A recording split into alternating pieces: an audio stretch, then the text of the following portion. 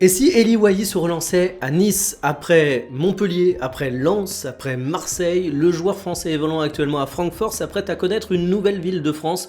C'est un petit peu le guide Michelin à nous, sauf que contrairement au guide Michelin, lui, les étoiles, il en distribue pas beaucoup et au contraire, on peut dire que c'est une succession d'échecs. Regardez-moi cette carrière.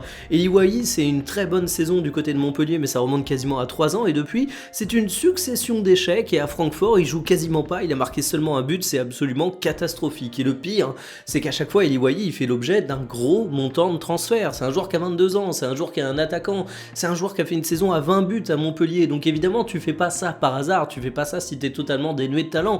Donc à chaque fois, le club suivant se dit, t'inquiète, avec moi ça va le faire, avec moi je vais le changer, avec moi je vais le relancer. On dirait une meuf qui enchaîne les mecs toxiques en pensant qu'à chaque fois elle va être la solution, mais spoiler alerte, à chaque fois tu es déçu, à chaque fois ça se passe mal, et désormais le prochain candidat à tenter sa chance, c'est l'OGC Nice, où il retrouverait Francaise, son entraîneur. Selon Foot Mercato, il y a même un accord entre le joueur et le club, et je suis très curieux pour Nice, je me dis que c'est potentiellement un bourbier dans lequel ils se mettent, mais finalement c'est aussi pas une mauvaise nouvelle en soi, je m'explique.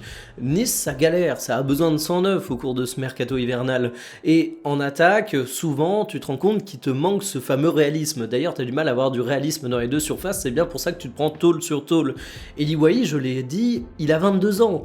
C'est un joueur qui a du talent. Évidemment, ça fait 3 ans qu'il déçoit, donc au bout d'un moment, tu peux être sceptique, tu peux émettre des doutes.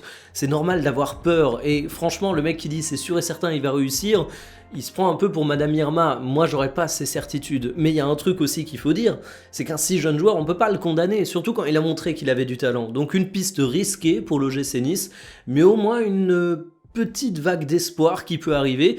J'espère que ça va se faire, mais ça semble bien enclenché.